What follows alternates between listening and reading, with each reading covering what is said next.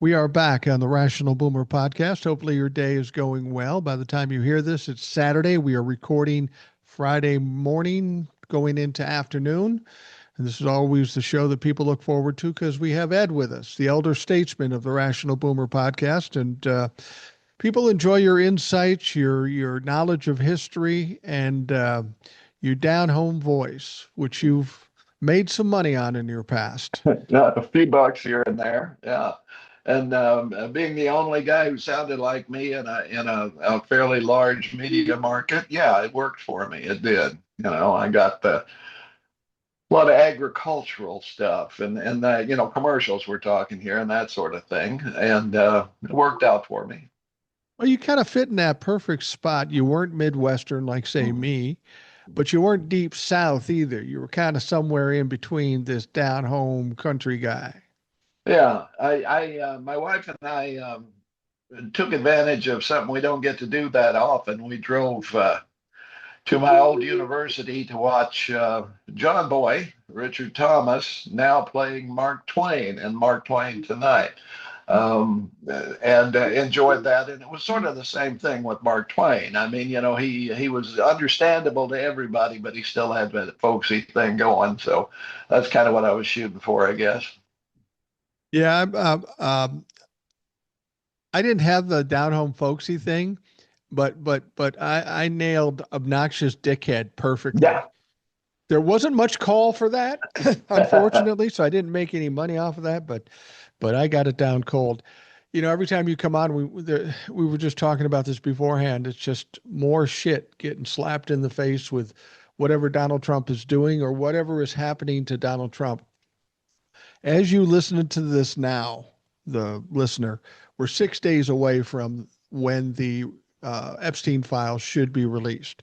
That's the Yeah. deadline.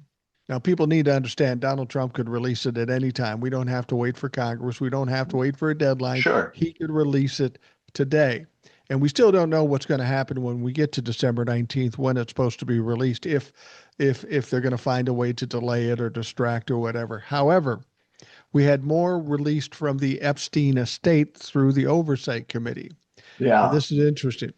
First, we had the emails that were pretty telling. Then we had the videotape of the Yeah. grounds, which was kind of creepy.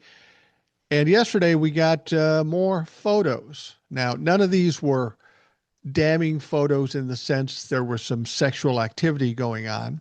Uh, but there was some interesting things because in all these pictures, a lot of powerful men were involved. Yeah. Richard Branson, Bill Gates, Steve Bannon, Donald motherfucking Trump. And the interesting thing about it is that they're kind of teasing Trump here because Robert Garcia, the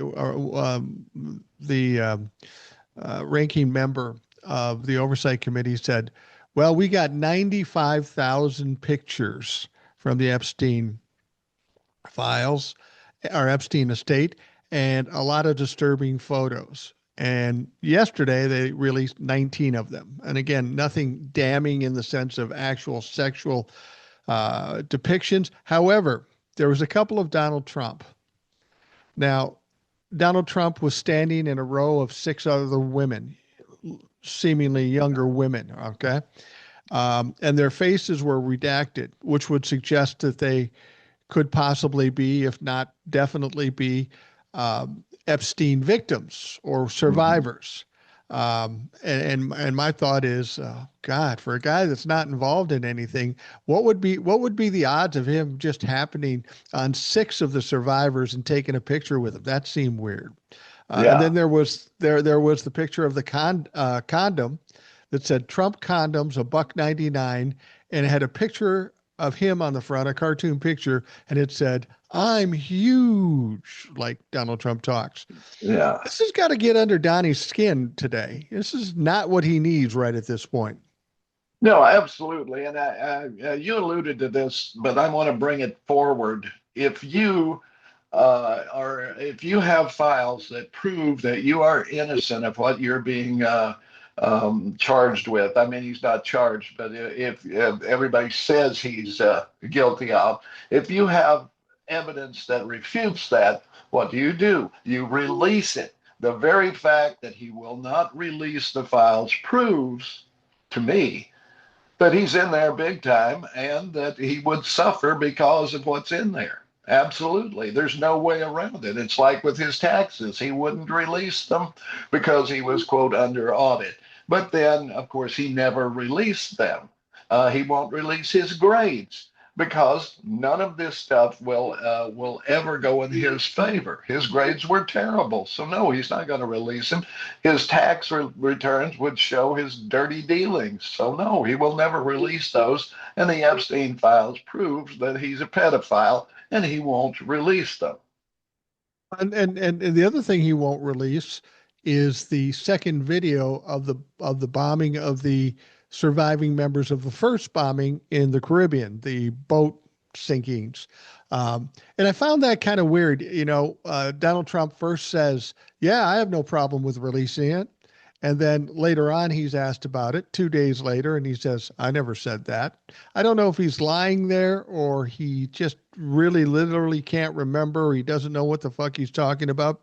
But the interesting thing is Pete Hegseth says, well, we have to look at it for national security. Here's what I don't understand. They released the first bombing because they were Yeah, proud of it.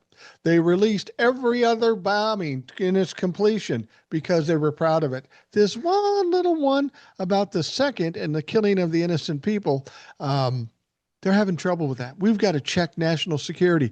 Pete's not a big national security guy. He's already breached it 100 fucking times. yeah, exactly. He's a moron, is what he is. I mean, he's a guy with a loud mouth who was on Fox News, and Trump picked him from that because he was a loyalist.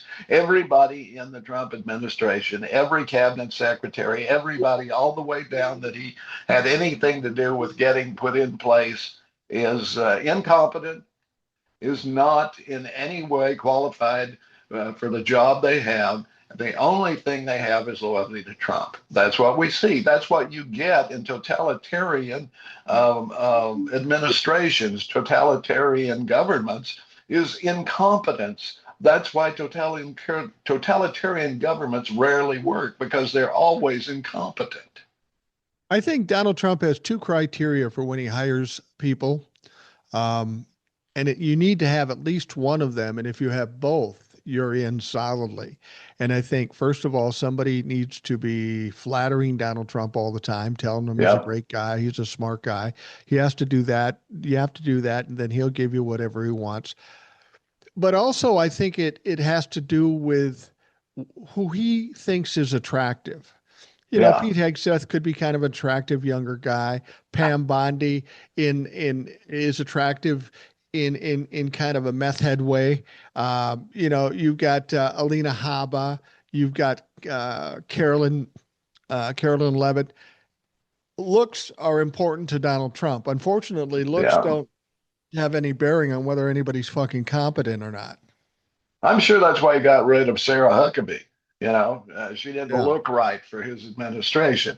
The fact that she was supremely loyal and a bit of an idiot, of course, he overlooked that because those would be qualifications that he would love. Anybody who sees what she's doing as governor now realizes how incompetent, how doctrinaire, how unintelligent she actually is, but we didn't know that at the time, right? It was pure looks that got her canned. But as far as Pete Hegseth goes, nobody who uses hair product like that will ever get my vote. Sorry. Well, the sad thing about it is he comes out of Minnesota, Yeah, Horace Lake. Forest Lake, Minnesota. And, he's younger than I am, of course, but he's like a lot of douchebags I knew in the state when I was growing up, Yeah, the dumbass athletes. And I was an athlete to a certain extent, and I had a lot of friends that were athletes. They're not all dumbasses, but there's a certain group of them that are just dumb as fuck. And this guy is much like Donald Trump been able to bullshit his way through, either through connections or how he looks or, just the way he talks. He's just like Donald Trump in the sense that it's all bullshit and bluster, and there are certain people that get sucked into that. yeah.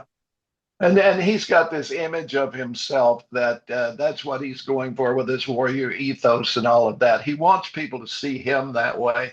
When I could probably take him. I mean, he can't do a pull up. We know that.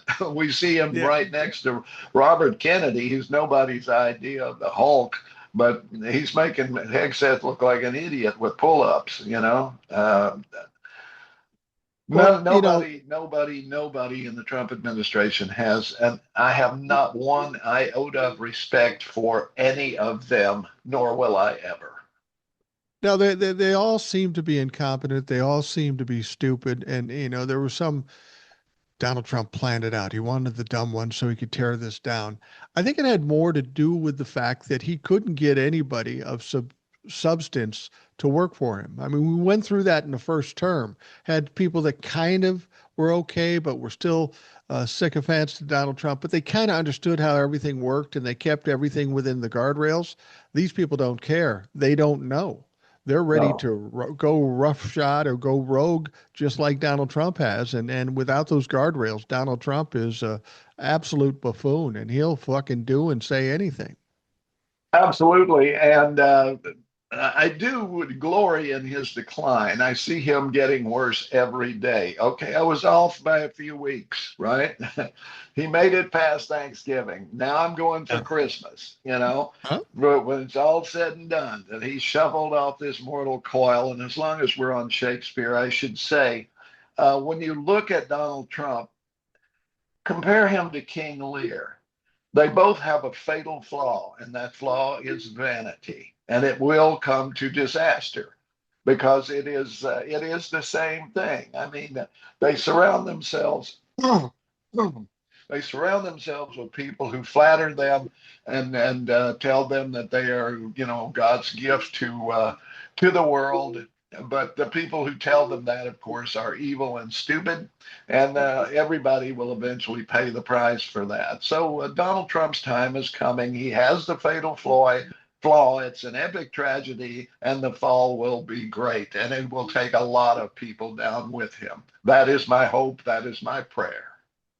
And that's true. And he's got a double your pleasure, double your fun type of thing because as much as he's physically and mentally declining, and there's one representative that suggested he's on some very expensive Alzheimer's drug that costs Yeah. 26,000 a month just to prop that motherfucker up. And I don't know if that's true, but it's certainly conceivable. Donald Trump will spend whatever he has to make himself look good. But the other part of it is the fact that he's a narcissist. The narcissist's destiny is inevitable. They go up, they have some success, they go over the top, and then they start spiraling a little bit. They start lying too much or demanding too much, and eventually they can't manage it. A narcissist will always crash and burn. We Yeah. just have the special added luxury of having him maybe dying too, or at least becoming, you know, inoperable.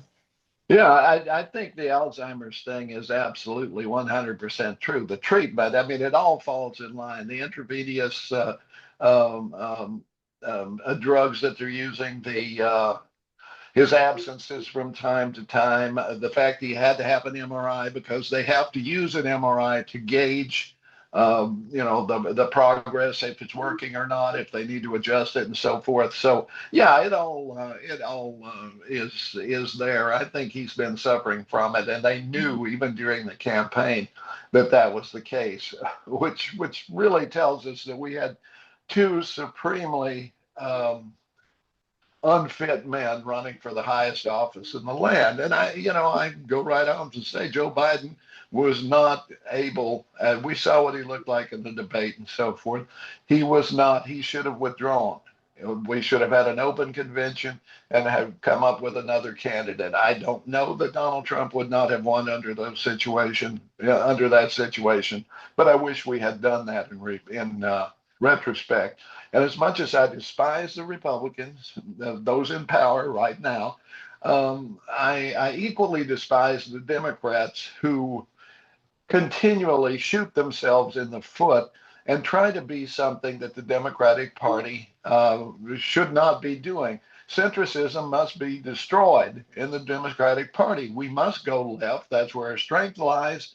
That's what established the Democratic Party as a winning party with Franklin Roosevelt, and it was going left. It was giving people what they need, not caving in and giving everything to a small group of people. I saw an interesting interview. Now Donald Trump is coming after Somalians in America, in Minnesota particularly, because we have a high concentration Sure. of Somalian citizens. Um, there was a Somali leader of some sort interviewed prior to the election, and the Somali leader said that he was voting for Donald Trump and supporting Donald Trump, and somebody said why. And this is what he said is something I think the Democrats need to listen to. He said, because he's a fighter. He had no idea what he wanted to do or what he believed in, but he liked the fact that he was a fighter. Well, now, since the election and since all the stuff going on with Somalis, of course, this gentleman was interviewed again, and he has maybe a different point of view as to how he feels about Donald Trump. But we have a problem in the Democratic Party that people think the Democrats are weak.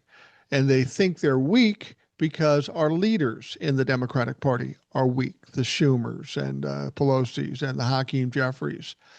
I think if the Democrats want to turn this around and get a better support from people who would normally vote Democratic, is we need to take on that persona as fighters. We saw it with Obama sitting next to Trump. Everybody loves Obama, but he was laughing with Trump. They were pissed at Obama. If you're a Democrat right now or somebody supporting Democrats, if you're not ready to fight at every fucking turn, people are going to call you weak. So the people like Jasmine Crockett or some of these, or Sheldon Whitehouse, people that are willing to go after Donald Trump and Republicans, those are the people that have to be the leaders to change the perception and to actually get this done. If we can't fight, you should just sit on the sidelines and wait because we need fighters right now. Absolutely. And those are the people, all you have to do is start a list of people that Trump goes after. Right. And those are the people you need to vote for. Jasmine Crockett being one for sure. And actually, right now, I understand she's leading Ken Paxton for the Senate in the Senate run in Texas, which would be amazing. It would be amazing if she could be a senator from Texas. And Ken Paxton, uh, talk about if I found him, he's something I would have expect to find on the bottom of my shoe if I walked through a dog park. Yeah. He is dog shit. Now the thing about that Texas Senate race, though, is you have Paxton as the possible candidate, but you also have the incumbent, Cornyn, Yeah, yeah, who's also running for the Senate. So we don't know who's going to win no, that particular primary, and we'll probably have a primary in in the Democratic side too, because there's another person who wants to run for Senate, and it's that James Talerico. He's a yeah, young kid, kind of a religious kid. I think he's in the state house, and people love him, and he's a great candidate. I don't like the idea that we have two good candidates running no, against each other. I mean, we saw that with Adam Schiff and Katie Porter. We right, lost both of them in the House, and only Schiff went to the Senate, and Katie Porter, yeah, who's now running for governor or whatever. We can't afford to lose good representatives. But really, Jasmine Crockett has really no other choice. This gerrymandering thing cost her sure. district, so she's got to run for the Senate. And I think her in the Senate over Tallarico, even though I like Tallarico, she's what we need. We need somebody strong and ready to talk some shit.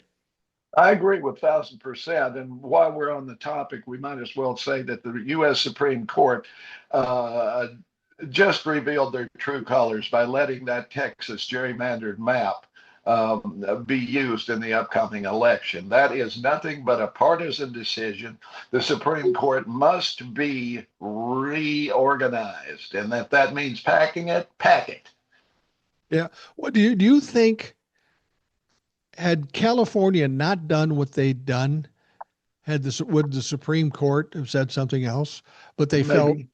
compelled to do it because then that would put them behind the eight ball with California doing it properly and getting the gerrymandering or the redistricting Do you think if California didn't do that, the Supreme Court might have said something else? I just get the feeling they would have because they're not making decisions based on law. They're trying to balance it out for their guys. Yeah, and that's just as bad as far as I'm Yeah, concerned yeah. as anything else. Now, I did see it, and then correct me if I'm wrong, but what I'm hearing is that Indiana voted down, with some Republicans joining the Democrats, voted down their redistricting, which is a very, very good sign because they all had to go against Trump, who was threatening not only individual Republicans, but the state of Indiana. If they didn't do this, he would withhold funds and so forth, and probably will. So it took a great deal of courage for those Democrats or for those Republicans, and for that matter, the Democrats, to vote against it. Well, we have a very red state in Indiana. We have Mm-hmm. a legislature in Indiana controlled by the Republicans. And the vote, there's like, I don't know, there's like 38 to 12 or something in the Mm-hmm. legislature. There's 50 of them. And the final vote was 31 to 19. So a lot of Republicans voted against doing the gerrymandering. Yeah. And Donald Trump is pissed. In fact, he suggests this is how pathetic this motherfucker is.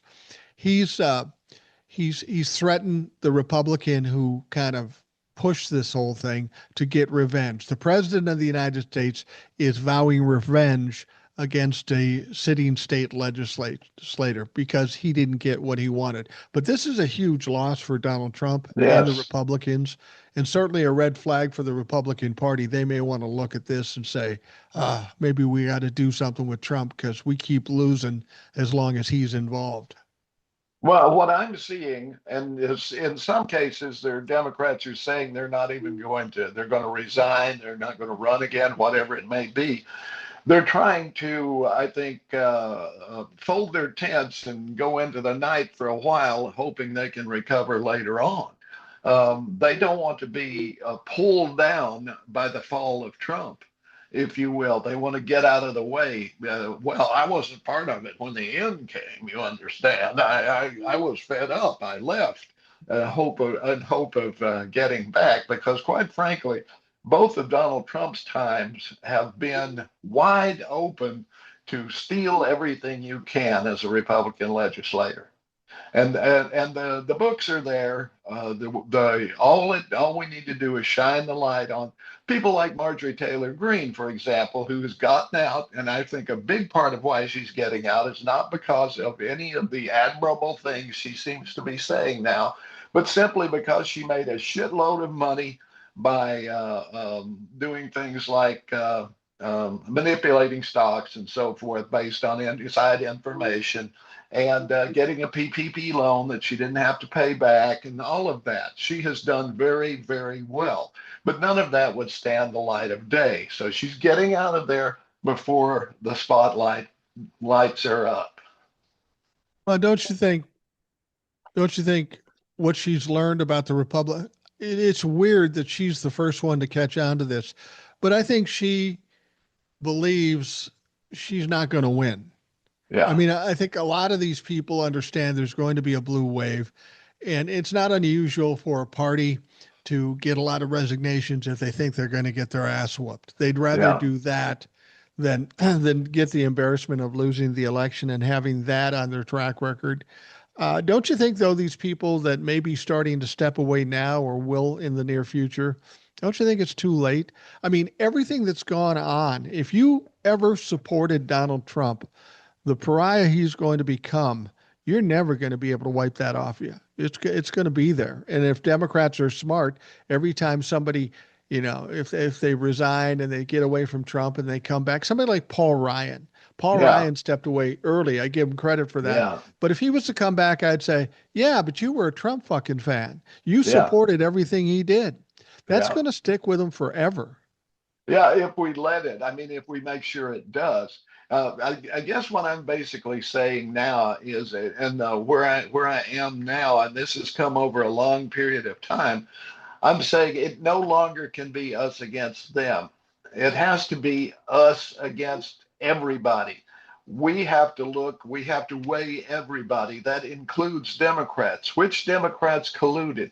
Which Democrats also manipulated or took stock, bought stocks based on inside information? It's pretty easy to track. We see that. I mean, I see it every day. So and so sold $100,000 worth of this stock right before they passed this bill that negatively would have affected that. That kind of stuff goes on all the time. There needs to be a commission that not only tracks who they get donations from and so forth, but also how their net worth goes up from year to year. And was it affected in any way by the fact that they're a legislator? In some cases, they may be able to hide it, but in most not. Most of them, it's pretty easy to tell. And look at what we have to do as Democrats once Republicans are out of the way, hopefully, and we have to contend with the accountability for them. But as you say, there are Democrats too that aren't necessarily on the side of the people. I look at it as kind of a mass unit triage. Deal with the worst things first and then go after the lesser things. And the lesser things would be Democrats that are not working for this country. And we have to just acknowledge the fact that we got to get rid of the dumpster fire. There's no question. But once the dumpster fire's out, we have a lot of little small fires around that we've got to address, and we can't become any less aware. We can't feel comfortable. Oh, the Democrats in power, we're safe now, because we're not. No, we're not, and we have to address things that went on, things that Trump has done. We have to go in. If we go in, if we take both the midterms and the following election, I tend to think if we take the midterms, we will take the following election because um, we will be able to. If we can take the Senate and the House, we can stop Trump in his tracks pretty much, and we Yeah. can go after fixing some of the stuff he's done. But that has to be a priority. We have to go in and find out what kind of damage Doge actually did. They claimed all of this fraud and all of this stuff. There was none there. There was none. They just saved no money, but what they did was steal a lot of data, and who knows what else they did. That has to be taken care of. We have to get rid of Citizens United immediately. Every dollar spent in a campaign has to be accounted for. We have to know where it comes from, and there must be limitations on money is not speech. It is not. That has to be turned around. If we had, and once again, if we have to pack the court, pack it. But get this done, because what now? If we don't do that with the legislative and the court as one entity, then we are automatically on our way to totalitarian rule. We can pretend we're having elections just like they do in Russia, but unless we get a handle on the institutions, return balance of power, make sure that it's there to stay, and address all of this stuff that Trump has done. Every one of them, everything he has done has to be rolled back. So that's going to be a tall order, but it has to be done. Once the Democrats get power and we get a Democratic president, I've often said the first thing they need to do is codify Roe v. Wade, and I still think Yes, that's an important thing to codify. absolutely. But I think even before that, I think our real problem now, as time has gone on, is what you said, the Supreme Court. If we have one branch of government that is lame, we don't have democracy. We have three branches that are lame now. So we literally are in kind of flux between democracy and a fucking fascist state. But we've got to fix the Supreme Court. And the Supreme Court should know once we get closer to the midterms and the way things are going, you're going to see the Supreme Court try to straighten up, I think. Well, we got to get better because now we're not going to have the power. We can't let that go. We have to do something to straighten this out because the next time a Republican gets in, it's going to be the same problem. We got to cut out the cancer and try to heal as best we can. And I hope the Democrats don't just rest on their laurels and they keep fighting to the level that they're fighting now. Oh, absolutely. That's what's got to happen. And I've seen it happen before when Democrats have been out of power, they come back in. they do things like, okay, Obama gave us the Affordable Care Act, which we should get into a little bit here. Yeah, Um, definitely. but in order to do that, he looked away from other things like codifying Roe v. Wade. He had the Senate, he had the House. They could have done it. They didn't. They were too busy working on the Affordable Care Act, and they caved on the public option. Uh, People forget, especially the people, the Republicans railing against this. This was a Republican plan developed by the Heritage Foundation. Right. Right. That's what the Affordable Care Act, and yes, the Affordable Care Act and Obamacare are the same thing, you morons. I see it all the time with reporters. Which do you prefer, the Affordable Care Act or Obamacare? Oh, the Affordable Care Act, much better. It's the same damn thing. If you're too stupid to know that, you don't get to vote. Don't show up. We won't let you because you're too stupid. Well, the thing is, we got to talk about the Affordable Care Act because we're in a very tight situation. During the shutdown, and they were trying to get the continuing resolution uh, passed so we could open up the government again. The Senate, Thune told the Democrats, "Well, we can promise you a vote in the Senate on the Affordable Care Act and some negotiation." Well, they opened up the country. The Democrats caved again, which I don't think they should have done, regardless of how No. difficult it is. They shouldn't have done that because that just proved they were weak, and this is their problem now with the perception. But so they have the vote and all they're asking for is an extension of the subsidies that already exist. We're not talking Yeah, about new money. We're not talking about different money. We're talking about just keeping things status quo, which would be in line with a continuing resolution. But the way it worked out, they had to vote on that too. So they have the vote in the Senate. We are now, 18, 19 days from the end of the month. yeah. And when we hit the So end of the month, the premiums go through the fucking roof, literally go through the roof for 25 million people. The exactly. Republicans voted against it. There was Yeah. nothing else in that bill other than extending the ACA subsidies. They've tried this a number of times. The Republicans have always said no. And then they come up with some bullshit that they cobbled together from a bunch of different things. They don't have any clue how to come up with a health plan. They've had 15 years and they still have nothing. And of course, that doesn't pass. So here we are prior to Christmas. They're now, no doubt, going to go home for a period of time. So that's going to take a chunk out of whatever work they might want to do between now and the end of December. We could literally be looking at Republicans basically saying, we don't give a shit about you, even though 57% of people on ACA are in red states. We don't give a fuck about you, and we're just going to let it go.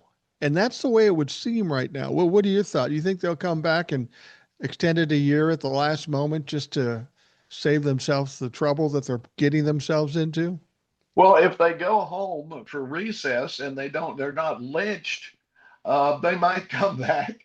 But I don't see it. I think they're dug in. I think Trump has said, no, this is not going to happen. If you do, then we'll primary the hell out of whatever.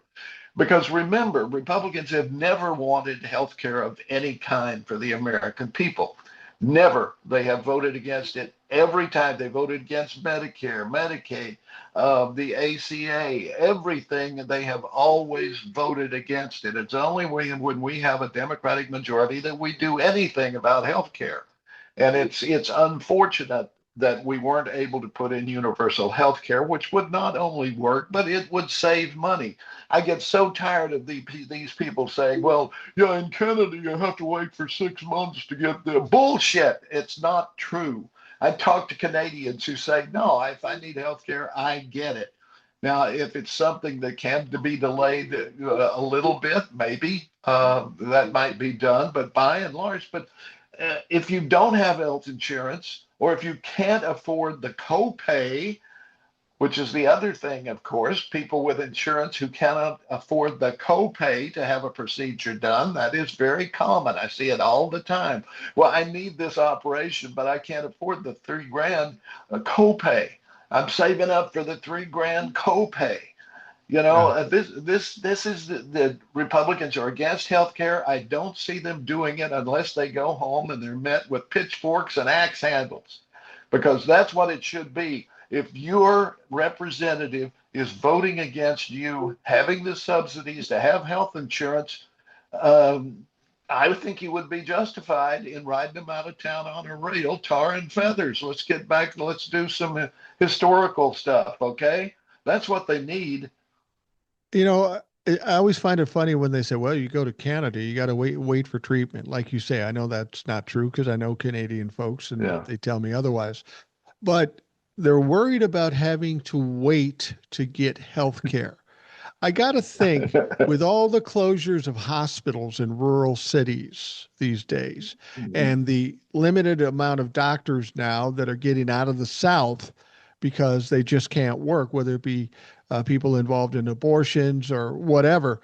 I got to think if you're in the South right now and you're in a rural area, you're waiting for a lot of shit.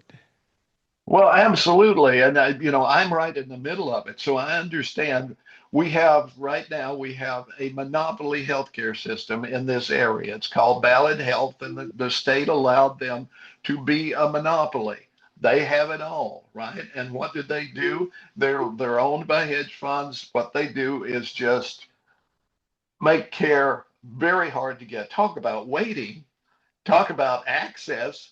I haven't seen a doctor in since I moved here. That's been 7 or 8 years. I see a nurse practitioner or a PA. There's a doctor supervising for sure, but that's who I see, and that's the case with everybody I know. I don't know a single person who has, well, I do, my wife does, has an actual doctor, but almost everybody else is seeing PAs and nurse practitioners. Those people that Trump says aren't professionals, right? Right, Though right. they're not professionals, they can't be considered professionals, but they're supplying most of the care here, and I have to believe that's true with most other sections of the country as well. As and the same as with nursing homes, they're being bought up by hedge funds and private equity. The first thing they do, sell the land they're on, so they have to pay rent, saddle them with debt, and take out every asset they can find until they fail. So this is what's going on here, and it's going on everywhere. Yeah, it absolutely is. You do have to wait, even with this particular healthcare situation. Now, you hear a lot of politicians talking about, well, if we don't extend the subsidies, it's going to be disastrous. I've talked Mhm. to some people who work inside big insurance companies. I know a few, pretty close to a few. And they say, you have no idea how fucking disastrous it's going to be. So, whatever the Yeah. politicians are telling us, it's only half the story. It's going to be disastrous. And this is what I don't understand about the Republicans. If I know it's going to be disastrous, they got to know. And do they just not care? Because it's going to devastate them in the midterms if they go home and large percentages of their people don't have health care or can't afford health care. Um, the only bright light I can see of this, and this is just a guess on my part, if it ends up being disastrous, if people suffer, if people die, and I don't want any of that, I want them to extend the subsidies. But if that happens, there's going to be serious, strong talk about health care for all. I mean, do we have to go through this shit in order to get what we actually deserve in Medicare for all or universal health care? Um, yes and no. Number Okay. one, the Republicans are sincere in their opposition to the ACA. They do not want any form of government health care. They don't want any subsidy. They don't want any form of health care beyond they always so they come out and say it. The best solution is for you to have a job that gives you health care. Well, good luck with that, Yeah. because specifically in this area, most don't anymore. They do not offer health care or really much in the way of benefits for employment. And all of those rules about 5-day weeks and 40-hour weeks, that's all gone by the wayside. A lot of the people who work here work every 7 day weeks, 12-hour days, and so forth. And I know one guy who had a medical appointment, so he had to work a double shift in order to get off for his medical appointment. So, this is the kind of crap that's going on here. And this is where once again, let me say this about Democrats. Ronald Reagan is the one who stopped enforcing antitrust laws. But once Reagan was gone, we didn't start them up again. And that's the big problem. We've let all of this consolidation happen with insurance companies, with healthcare for and so forth, so that they are so fucking big. Remember the bailout? We bailed out insurance companies because they were, quote, too big to fail. Bullshit. We need to get rid of them. When I was a kid, nobody had insurance. Did you have insurance? No, no. I think the No. first time I got insurance, when I was like 19 years old, I bought health insurance for $50 a month, only because I had money and I thought it would be important to do that. I don't even know why for sure, but nobody had insurance. You went to the doctor, they charge you a reasonable amount. And you're absolutely right. The insurance companies are one of the main reasons why we pay so much for, healthcare at this point, pharmaceuticals and that shit. I think that we almost need to go through the pain in order to fix this situation. Absolutely. Republicans don't want healthcare, and you have to understand why the Republicans don't want universal healthcare. There's only one reason. It's because the lobbyists, the pharmaceuticals, the insurance, and the medical lobby are putting money into the pockets of Republicans and Democrats to make sure we don't go the way of every other fucking country that's close to us in the world. We're the richest country in the world. We have the worst health care in the world, and oh, not in the world, but in the industrial countries. Um, and it's all about money. It's all about them owning the fucking Congress and Congress just giving them what they want as opposed to what we need. You're absolutely right. That's exactly it. I call it the financialization of America. Britain did it first. Remember Maggie Thatcher and all of that coming in. This was the idea. They stopped making stuff. They didn't have any domestic production or anything like that. And the same with us, they're farming it out, but they had all of this financial stuff going on. And that's Yeah. what was going there. Well, that's what we got here.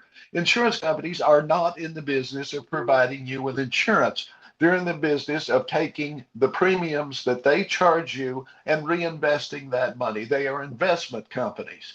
You want to fix healthcare? Forbid insurance companies from investing. Yeah. Boom. Yeah. Most of them will drop out because they're only there to collect that money and invest it and make more money and give themselves stock buybacks and so forth. It's a scam. It's a game, right? They're not in, and we've even had their CEOs say it straight out that our job is maximizing shareholder value, not treating sick people. That's a quote from an insurance company executive.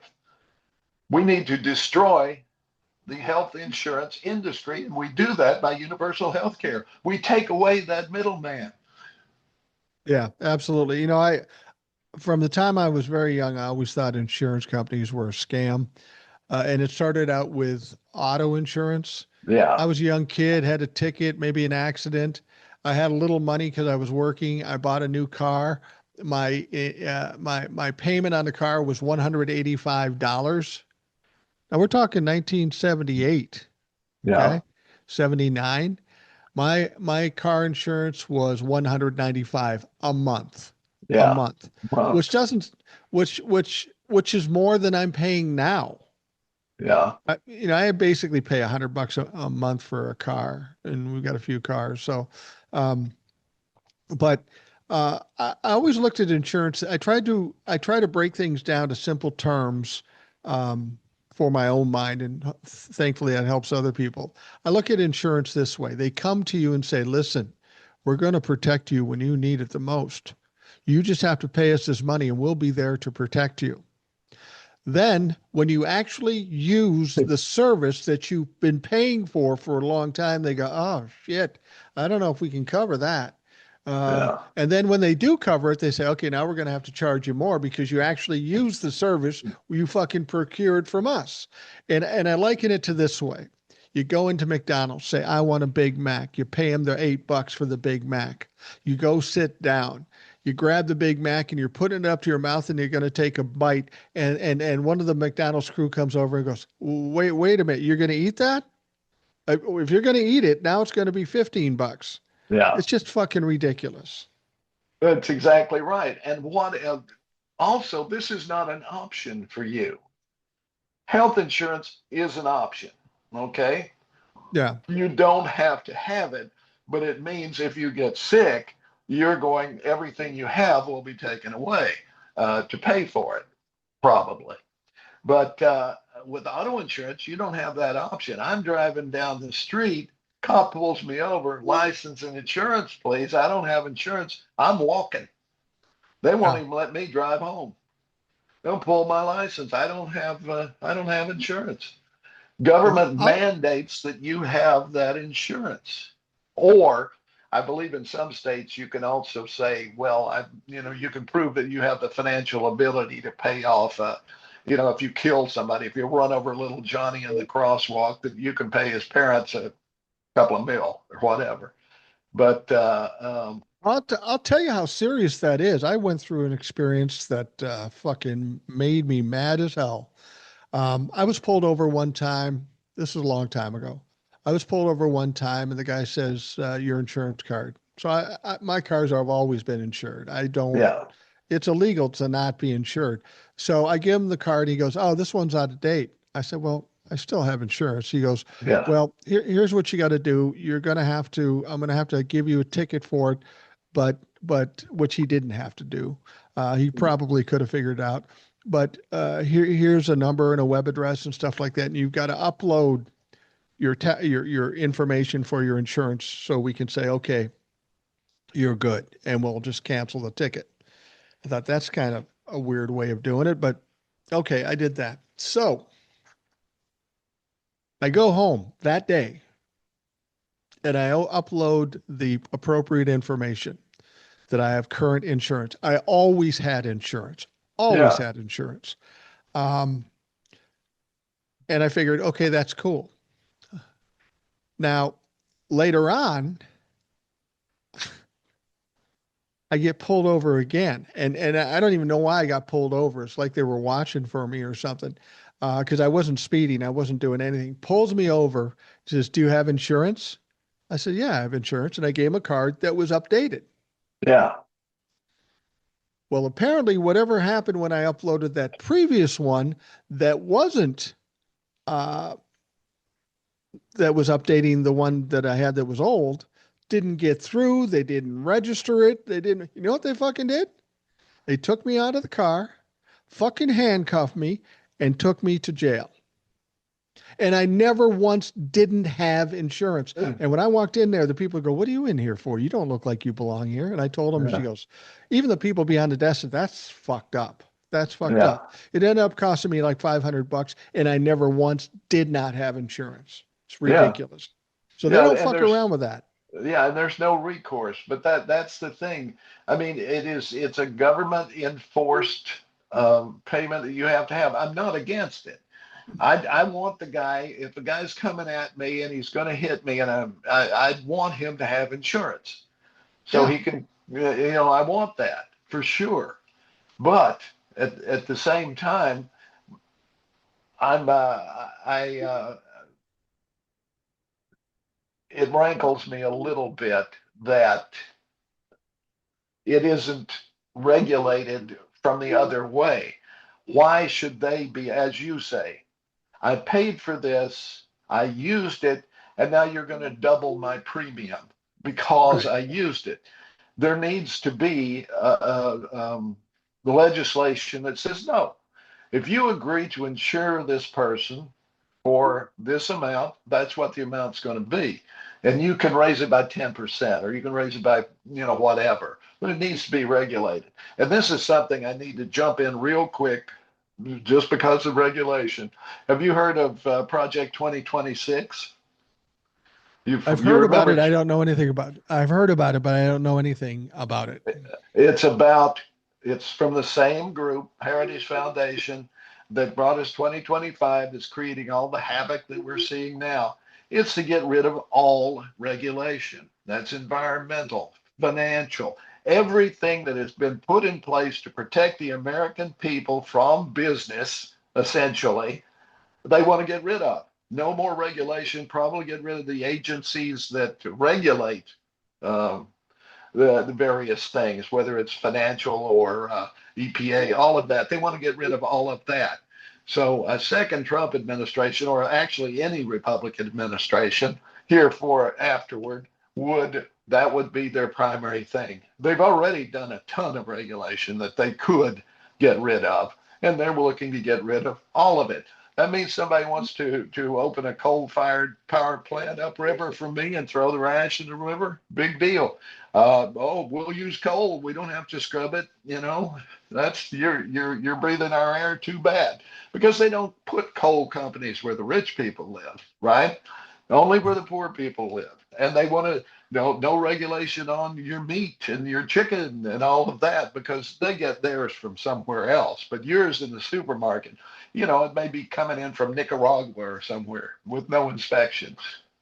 So you You know, know you know, that's your trouble. you know what I found interesting when you're talking about Project 2025 and Project 2026. The word is that there's some revolt in the Republican Party, and I'll bet there is.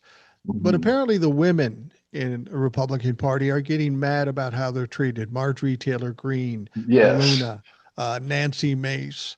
And I'm thinking to myself, did you not read Project 2025, the one you signed on? You're second class citizens. You Yeah. don't count. You hadn't noticed that you aren't the leaders in any of the committees. You notice you aren't any of the senior members that are the leaders of the party. Now you're just fucking realizing that they're not going to treat you well. For fuck's sake, how stupid can you be? Well, this is the thing, and really, this is I'll use the word Republican, but it's conservatives in general.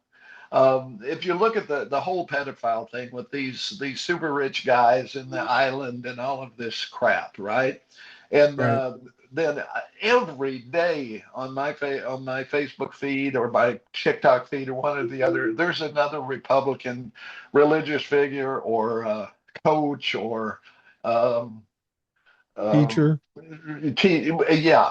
What they have in common is that they're conservatives and they're all pedophiles, or in some way they're doing something nasty along those lines. And it goes all the way back to the Old Testament. You have this group of guys who think that they should be able to exploit women in any way they want. And not every Republican is a pedophile, but every pedophile is a Republican. So it would seem there are some So it would Democrats seem. too. Of course Yeah, there are. there are some Democrats that are too, but it's really amazing. You know, the Republicans always talked about this cabal of pedophiles, and they were all, of Yeah, course, Democrats and Pizzagate and all that stuff. It's really getting kind of weird, though, when you start hearing more about the Jeffrey Epstein thing and the people involved. That whole idea, a cabal of pedophiles, might be true. it I is mean, true. But they're I mean, it's Republicans. it's like an underworld fucking. I mean, you can see it. All these people were sitting in these pictures of Jeffrey Epstein, Bill Gates, um, Branson, Trump, Clinton. They all knew who he was. Yeah. They all knew what he did. The whole sexual weirdness of the thing, they all knew this, but they still thought it was fine to hang out with them. The only presumption you can have is that they were part of it. They weren't just innocent bystanders that go, oh my God, that's happening.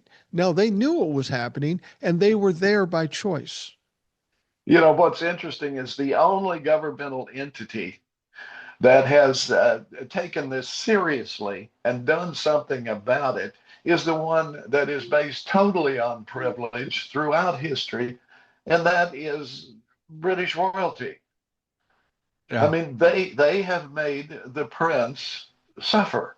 He's no longer a prince. They have taken action, but the democracies have not. That to me is idiocy. I mean, we could do that. I mean, I'm no fan of the royals. I mean, the kings have been terrible people throughout history. Occasionally a decent one, but not often. And yet they are the ones who step up and say, "No, this has to stop. This guy did this. He's a prince, but we're kicking his ass out."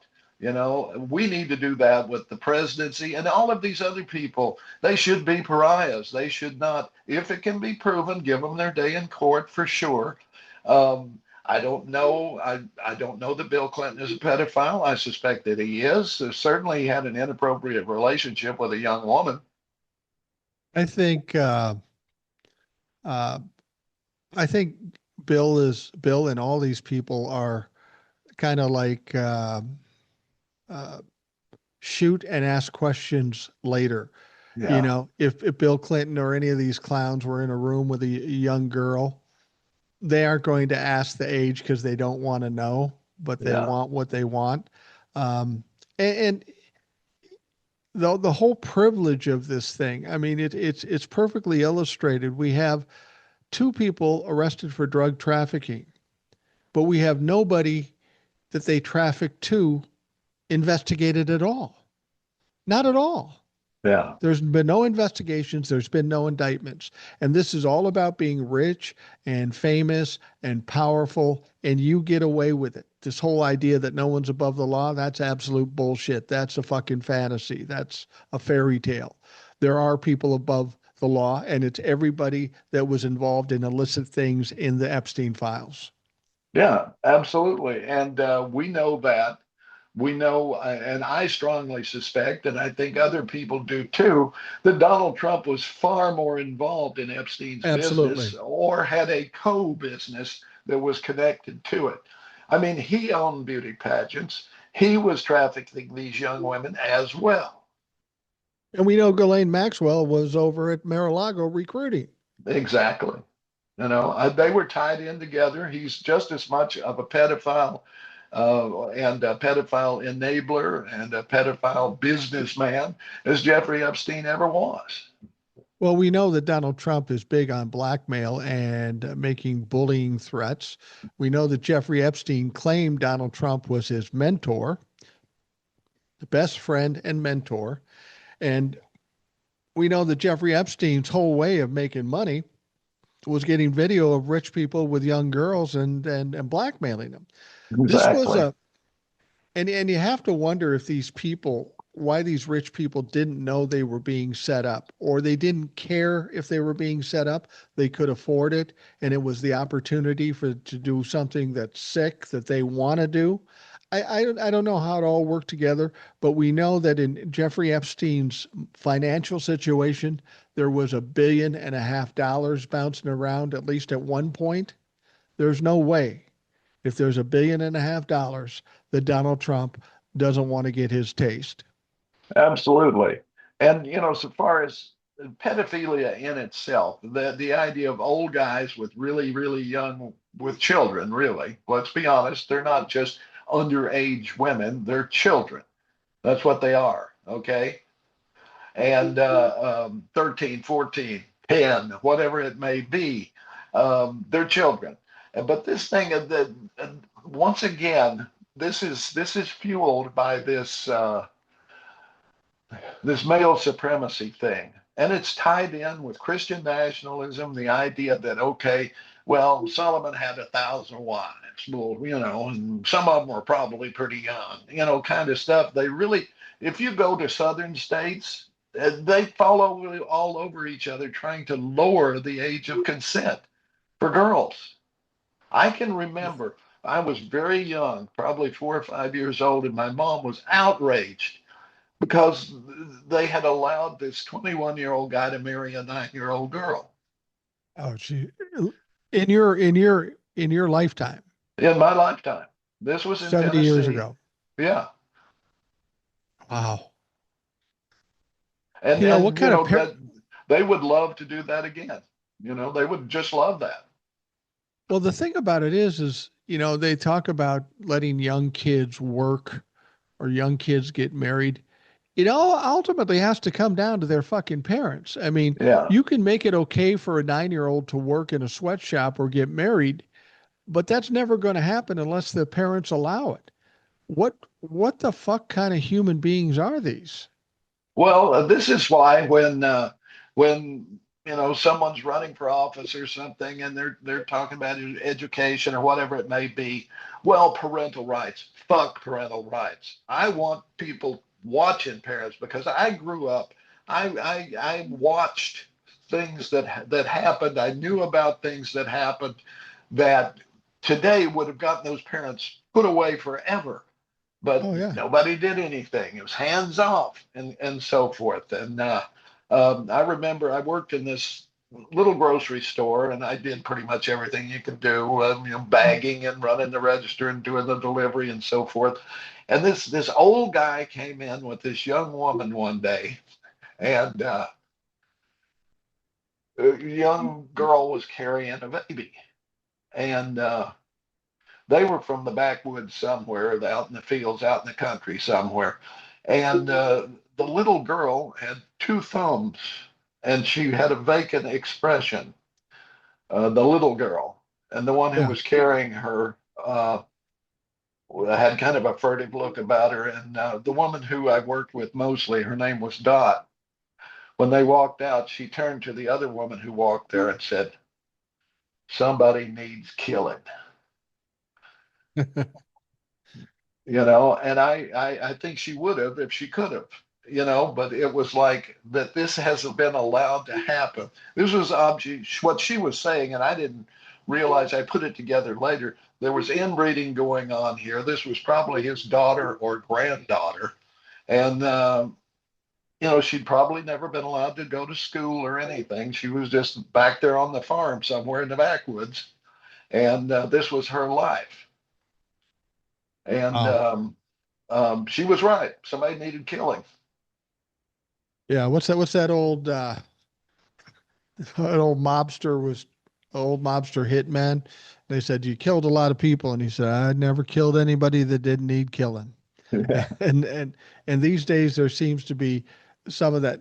Now I was talking to Old Soul about this whole thing with the Epstein files, and she says, to be honest with you, the idea of older men with younger women doesn't appear to be wrong. They don't feel like it's wrong. They're not as Yeah, worried about that. She claims that she believes, and I don't know that it's true, but conceivably it could be.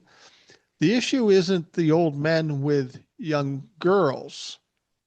The issue is there's got to be situations where young men are with young boys. And yeah. that creates a whole different paradigm as far as the homosexuality, LGBTQ or whatever. Um, I think it's a given. We all know that this has been a situation where they're older men with young girls. Okay, that shock is been there and done. But I think there's so many other things that are going to be exposed that really worry people. The financial aspects, the trafficking aspects, the fact that there were young boys as well as young girls involved in this. I think this is going to be a Pandora's box that's going to fucking explode should we see those files. It should, but yet we ignore the biggest endorser of pedophilia, men versus boys and girls, really on the face of the earth, and that's the Catholic Church. Yeah. Yeah. I mean, And this is a paragon of society, the Catholic Church, and yet it's rife with pedophilia. you notice the running thread through all of this when we talk about Donald Trump, we talk about Epstein, we talk about the Catholic Church. These people that get money and power believe they're above it all and they can do Yeah, whatever they want, whatever they feel like they want to do. And that's what we've seen with the Catholic Church. And then what do they do when somebody gets caught involved with abusing a young man or even a young woman? What do? They cover it up and they send him someplace else, hoping he won't do it again. But he will do it again. Um, Yeah, I That, saw. I think it's the American Catholic Church has paid out so many $1 billion yeah, for pedophiles. just to keep it quiet, not Yeah, to remedy the situation, no, not to make anybody accountable for the situation. If we make them accountable, then everybody will know, and then the Catholic Church will be destroyed. And I think it's the same with the Republican Party and maybe some Democrats too. They're worried about being exposed because how it might affect their money and their power. They're right. And willing let me to. let me real quick say it's not just the Catholic Church. No, It's no, no. they're the most obvious. The Baptists are just as bad. Really. And we see this, like I referred to earlier, on a daily basis. These generally conservative guys who are, youth pastors, whatever they may be, who are being charged. At least they're being charged. Yeah, and the thing about it is that I think it's less to do with Catholics and politicians or any other religion. I think it again goes back to money and power and believing you're above everybody else and you can do whatever you want. If there's no accountability, you'll do whatever. This is Donald Trump's whole life. He's never been accountable for anything. So he Right. does all this shit. And when people complain about it, he's confused. He's never Yeah. been accountable for us. I've been doing this for fucking years. Why is it different now? And that's the problem. There is no accountability for uh, wealthy and powerful people. We see it with the Epstein files. We see it with fucking Catholic Church, with everybody. Right. And you could say that with his pardons too. His pardons almost exclusively go to really rich scammers. Well, yeah. I mean, he's bombing boats in the Caribbean because they're drug traffickers. Yeah. Yet he comes back and he pardons the former leader of Honduras, Honduras. who was convicted of bringing 400 million pounds of drugs into this country. How do you justify that? You can't. Yeah. And then when Right. he's asked about it, he goes, I don't know the guy. Well, who's making the calls, Donnie? Yeah, auto pen. And the Yeah. also he allowed the whole families of a drug trafficker to come into the country. El Now Chapo. he announced this morning, this um, well, the Trump Gold Card. If you pay $1 million, you go to the head of the line for immigration. I thought You we pay. were I thought we were trying to carve out the worst of the worst in the criminals. Well, A drug trafficker can come up with $1 million easy as hell. well, that's the point, isn't it? That's the point. And the other thing is, the immigration is, quote, closed except for white Afrikaners. It's like he's not satisfied with a domestic Nazi product. He's got to import the real thing from South Africa. Well, and then he continues to talk about, well, why can't we get immigrants from Norway and Sweden? Because they live in a better place than we do. They don't want Exactly. to come here. Exactly. Why would they come here? No, the happiest places on earth. They're not going to do it to come here and have no health care, and be live in squalid conditions because they can't afford the lifestyle that they had where they were. No, they're not coming. No, of course They, they're not. they like to brag about how the border's closed now and no less people are coming across the border, which is true. But in order to accomplish that, they had to make it a shitty, unsafe place. These people Exactly. don't want to come because it's no more safe than where they're coming from or some other countries. So he accomplished limiting immigration, but he did it at the detriment of this country, making it a worse country. Yeah, and the I had a thought that just went out of my head, but let's talk about ICE for a moment and their accompanying thugs, because Yeah. not everybody that's wearing an ICE thing is a member of ICE. There are these bounty hunters, and who knows where they got them, but they wasn't from the service academies. Let me put it this way: these are not the highest people, but it made me start thinking about the stuff that I wasn't taught in school about the labor movement, for example, and the Right. number of massacres that were carried out against people on strike by state militias And you've probably heard of the Pinkerton Agency, right? Yeah. Okay, and they started out. They were actually formed by it was started by a Scottish immigrant who fled Scotland because he was part of the Chartist movement, which was a labor movement that was outlawed. So he came here and he started this detective agency. And the first thing they were doing was protecting the railroads and chasing Butch Cassidy and the Sundance Kid and Jesse James and so forth. And then later on, though, after he died, his sons, who had been raised in the lap of luxury, decided it would be a lot better if they just started contracting their thugs out to people who own mines and factories and so forth as strike breakers. And Right. there was a rival detective agency called Baldwin Felch. And between the two of them, that's what they did. They would hire all of these thugs to go in, beat up, murder, and quite often murder labor leaders. You've probably heard of Mate One and Blair Mountain, and there's been many. One of them even happened in Minneapolis with the trucker strike, but that was local police. But I'm not sure that there weren't these strike breakers involved in that too. Usually they would fire the first shots, and then the militia or the police would join in, and the strikers would be killed. And it wasn't until Franklin Roosevelt took over as president that he said everybody has the right to form a union.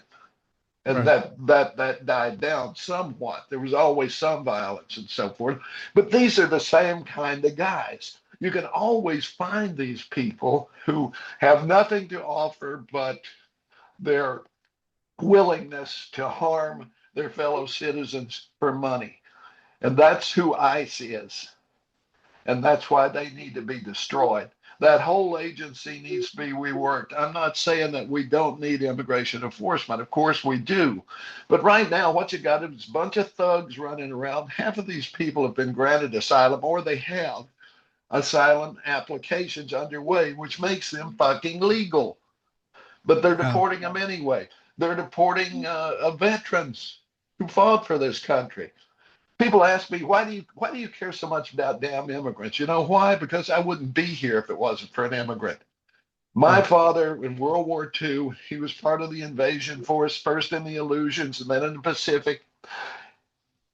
He was part of the combat engineers. If you don't know what those are, they're fighting men, but they also have to build roads and shit at the same time they're getting shot at, right? He drove a truck and carried an M1. So he and these other guys have charged onshore. They're pinned down. They're moving inland. They're pinned down by three Japanese machine gun nests. They can't raise their head. They're getting, guys next to him are getting popped left and right, and he thinks this is it. Then he hears a bulldozer. He knows immediately what it is coming up through the foliage and so forth, crunching down trees and so forth, and driving it is this guy they call Poncho. Poncho was an illegal immigrant. We drafted illegal immigrants during World War II. Poncho was a heavy equipment driver. He's coming up through these woods with the blade up. The bullets are bouncing off the blade. They can't hit him. He rolls over these Japanese machine gun nests, saving my father's life, which is why I'm here. So hell yes, I got a debt to an immigrant. Did you did you see the um, the hearing with Christy Nome I did. and The that Korean, operations guy from FBI? yeah. Wow, that was embarrassing. Christy Nome got absolutely devastated. So much so, she said, "Oh, look at the time. I got to go. I got a Yeah. FEMA meeting that we now find out was canceled." Hmm. Even if she got Exactly. outside and found out it was canceled, she should come back in. I mean, if you're called as a cabinet leader to Congress to testify, that is in essence your fucking job. You don't tell me you don't have time to do your job. Exactly. But I mean, this is the thing. We've always exploited these undocumented immigrants, but it was a pathway for them. Yeah. that if they were here long enough, if they saved their money, they did whatever, they could start a business, whatever. It was a pathway for them. They were exploited in the beginning, but eventually they were able to join the mainstream. And we're seeing this now. And people should be out there once again with pitchforks and axe handles Well, whenever these guys come to town. and we're so worried about the criminals. Well, you maybe noticed when one of the representatives was talking to Christy Nome, they said, "Do you deport veterans No, and no, we citizens?" don't. So she committed perjury because she was sworn in. I saw it happen. She was sworn in, and then he proceeded to bring up the guy from Korea who was a Yeah, citizen and was a veteran, brought up the guy who had a Irish wife who he was a veteran. He had an Irish wife who was here legally. She got deported. Then we got the three boys that were all in the military and their father was taking care of a lawn in front of a fucking Perkins or something, and they hauled him away. And she just stood there, stone faced or Botox faced. I don't know which yeah. fucking one it was, but she couldn't answer that to save her soul. They flat out told her, you lied, you committed perjury, and she just sat there and then ultimately ran away. Yeah, and we have, hundreds and hundreds, well, probably thousands of stories of citizens who are brutalized and captured and thrown into a holding facility for weeks.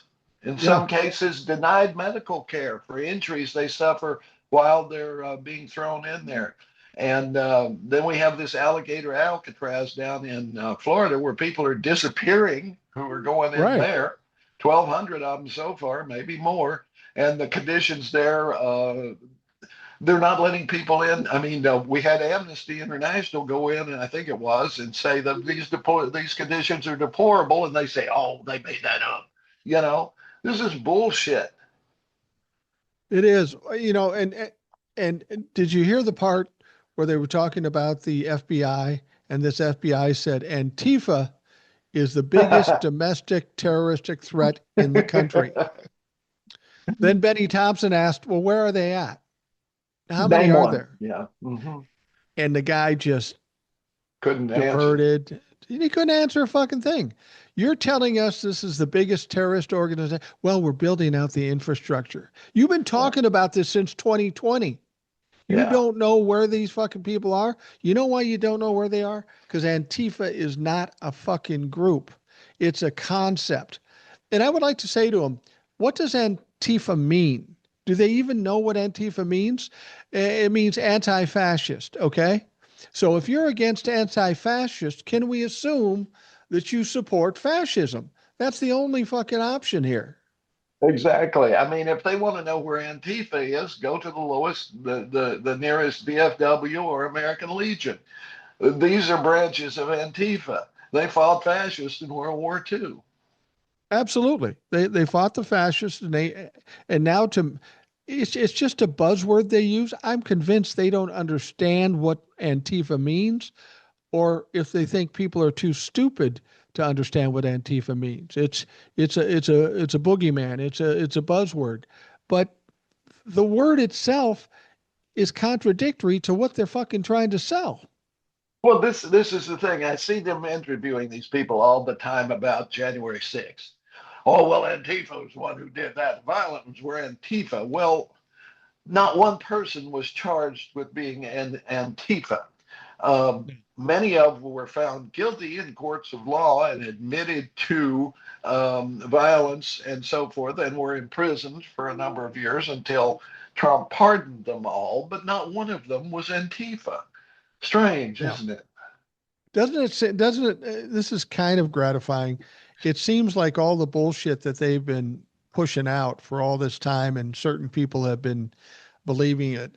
It seems to be that with Donald Trump's diminishing cognitive ability, physical ability, and the Republicans kind of stepping back from Donald Trump, the wheels are coming off kind of coming off the bus because people are seeing really what's happening. Donald Trump can tell us, "Oh, the prices are down." I don't care if you're fucking Republican or Democrat. You know they're not coming down. Uh, it seems like Donald Trump is in that he's swirling the toilet, the toilet at this point, because nothing he's saying is working. He's getting shut down in the courts, and you can see he's reacting to it by just crazy responses on Truth Social. Um, he recently was uh, ranting about the Supreme Court, saying, "You better not take away the tariffs from me, otherwise the world will end and this country will go to hell." He's terrified of that, and I'm interested to see if the Supreme Court tries to figure out a way to side with him or not. It's almost impossible based on what the Constitution says. You can't do it. There is no fucking loophole for them to say, yeah, he can do tariffs. They're going to have to take it away from him. Well, and this is the thing too. I got on a thread this morning with some moron talking about, well, once the tariff revenue starts coming in, all of this is going to be solved. Trump's playing three-dimensional chess and everybody else playing checkers, blah blah blah, right? Well, Yeah. number one, we all know that ultimately the tariff revenue is coming out of my pocket, right? I went to the grocery store. I had my first $200 grocery excursion in my life. First time Right. I've ever spent $200 for groceries. And granted, there was some toilet paper and a few other things in there, but basically it was a week's groceries, all right? Always, when Right. I first moved down here, I was spending somewhere like 80 to 90 bucks, okay? Then it bumped up to 120. Then it bumped up to around 150. And now, boom, here I'm at 200. So, yeah, prices are fucking up. All right, way up. But the tariffs, once again, coming out of our pocket, but still, Trump added like 3 trillion to the debt this Yeah. time. He added like 7, almost 8 trillion last time. Revenue, when it comes to the government, has to pay for basic services, and then anything left over has to go to the debt. It Yeah. has to. Yeah. So none of he has jacked the debt. I don't care if he brings in 20 trillion, right? You still got to pay the debt down. And Yeah. that's where the tariff revenue, which is us, by the way, it's you and me paying that ultimately. That's where it's going to go. It's just a debt service plan. Yeah. Absolutely. And if I think what scares Donald Trump is that if the Supreme Court says you can't do the tariffs, he's got to pay all this shit back. Yeah, Now, how much he's got to pay back? He's been saying $17 trillion, which is bullshit. bullshit. Some people have been saying like $100 billion or whatever. Um, I just don't think they have the money. There's been so much grifting, and I believe that once reasonable people get in control of the government, they are going to find such a financial mess that it's going to take years to get out of because he's just grabbing money from fucking everywhere. Well, right. I mean, he just gave, what was it, 40, 50 billion to not Argentina? Venezuela, Argentina. Um, he's given the farmers how many? 12 billion? Is that what the bailout is? Yeah. Yeah. So we're almost up to all of the trade, of what the real tariff revenue is. Just those two things. Well, and Well, the thing about the farmers thing, I just don't understand. They went through it the first time. They got decimated. He bailed them out to the tune of about $50 billion. Okay. So they were whole and they thought, okay, we can vote for him again, even though he fucked us up. So he fucks them over again, costs them all their sales in soybeans and a lot of corn and stuff like that. And they're suffering. And he says, I'll give you a bailout. The bailout never came at first. Then he says China's going to buy a bunch of soybeans. There was no deal to make that happen. It never happened. He's just lying and he's just trying to keep people happy and delay the thing. Then he comes out with a $12 billion um, bailout. But you know what? That ain't going to do shit uh-uh. because everybody tied to this says they need 40 billion minimum to make things right. And the important thing is we didn't need to do the bailout or make things right if he just didn't fuck up with the tariffs. And I firmly believe the tariffs have nothing to do with the economy. It has everything to do with him having leverage to grift money out of each one of these countries. If you do Absolutely. this, if you do this, if you sign on with our company and pay us money, we'll cut the tariffs. And that's all it's been. It's been a big grift. And I think this will be exposed ultimately.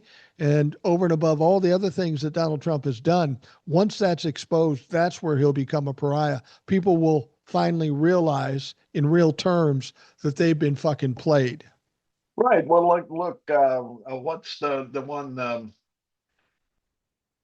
I just brought this up the other day. The Trump organization received a check for $437 from one of the Qatar, where Yeah. he canceled a tariff, and then he got a check for $437 billion invested in his company, not in the U.S. His company. Pay for Yeah. play. Obviously, that's exactly what's going on. That's You are exactly right. It has nothing to do with trade or anything else. It's an extortion device that he's using on these countries to enrich himself and his children, all of whose wealth has gone through the roof since he's been president. He just gave his the cocaine fiend's son a $100 million investment or loan from the government for his drone company. Right. Right. Did you get a loan for your company? I didn't. No, I've never got any kind of loan for any company that I've had, and Yeah. I'm not delusional enough to think that the government would give me anything. Just surprising that the president's son seemed to get it easily enough. The Well, the farmers, the other part of it is we have the largest group of farm foreclosures than we've had since the days of Willie Nelson and Farm Aid. And guess who's buying them up? Peter Thiel and our illustrious Vice President J.D. Vance. yeah, and Peter Thiel, one of the people that spent some time down at Epstein's Island. Yeah, Yeah, that I think that everybody talks about Donald Trump's immunity, and if you read the immunity, it has to do with anything that has to do with potential presidential actions. The one thing that's it does not official cover, business. Yeah, official official business, business. the one thing it does not cover is bribery. Right. And there's been all kinds of fucking bribery from Saudi Arabia to Russia to whoever. Donald Yeah. Trump, if he survives, he could still potentially be indicted and prosecuted and could go to jail. I just don't think he'll survive that long. And you're thinking now Christmas, and that's reasonable when you look at him. He looks bad, And really not bad. only that, his postings, the ones that he is really doing, and you can always tell. I Yeah. mean, if they make any sense at all, it's someone else doing them. But the ones that he's actually doing are these ravings, and he's up in the middle of the night doing these ravings, and it's he won't be able to do any sort of news conference or anything in the public eye fairly soon because he won't be able to put two sentences together. He already is going off script so much that they have to be standing over in the corner like this. Please don't let him say anything. Please don't. But yet Well, he and does. and the only thing that's going to stop him from raving and saying stupid shit is that he's going to fall asleep because he Yeah. continues to fall asleep more and more. Did you hear what he said about the New York Times? The New York Times reported about his cognitive ability and how he's fallen asleep. And this really gets under Donald Trump's skin. And he's basically calling them seditious or treasonous. I don't think he knows what the fuck those words mean. Oh, we got Ed jammed up here, and we are coming to the end of the podcast. I think Ed froze. Oh, there we go. No. We got you back. Yeah. Yeah. Um, He but but doesn't know but any words. Go ahead. no, he doesn't know any words. But this should be a notice to all people in the Democratic Party. It really drives him nuts if you talk about his cognitive ability, that he falls asleep, that there's videos of him falling asleep. We can't get him legally because the DOJ won't touch him. So we got to destroy him mentally, and we got to Yeah. keep pushing that information out. Yeah, and it works the same for all guys like Trump. The one thing they cannot stand is ridicule. And Oh that's why no. we got to keep doing it. And it's so easy. It's like shooting fish in a barrel because all you have to do is put a camera on him. Yeah. Yeah. He He's got to doesn't know say what something the or do something. he doesn't know what the word sarcastic means. I mean, somebody said, "Well, you said that you would solve Russia on day one," and he said, "Well, maybe I was being a little bit sarcastic." What? What is sarcastic? You were lying. Yeah, but that's not sarcasm. You don't even It's know not. what it means. Affordability. They came up with this new word, he says, this new word because he didn't know it. He didn't know it. He didn't know the word groceries. No.